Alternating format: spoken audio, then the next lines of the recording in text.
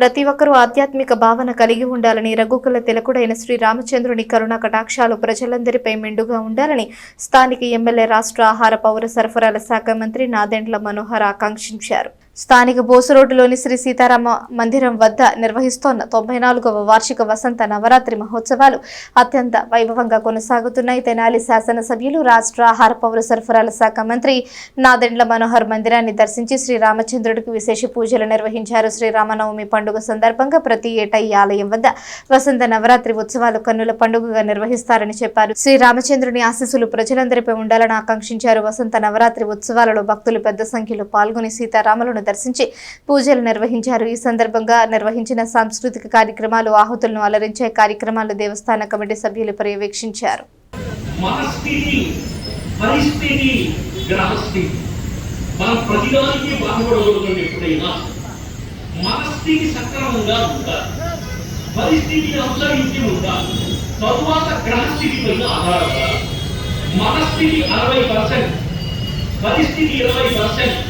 గ్రహస్థితి 20%. ప్రతిదాని రాలేమో మళ్ళీ ఇలా మనం కూడా పెట్టాలని కావా ముందు పెడతా అనేటువంటిది కాస్త నిరాశ లేకుండా బాగా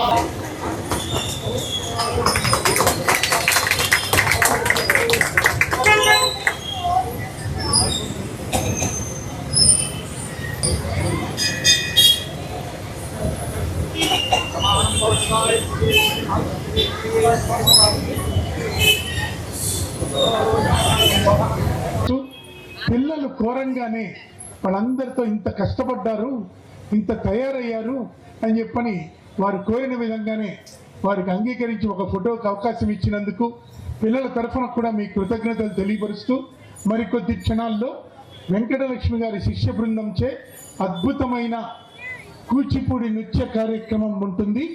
50 మంది ఆ కార్యక్రమం కూడా తిలకించి ఆ చిన్నారులని ఆశీర్వదించవలసింది.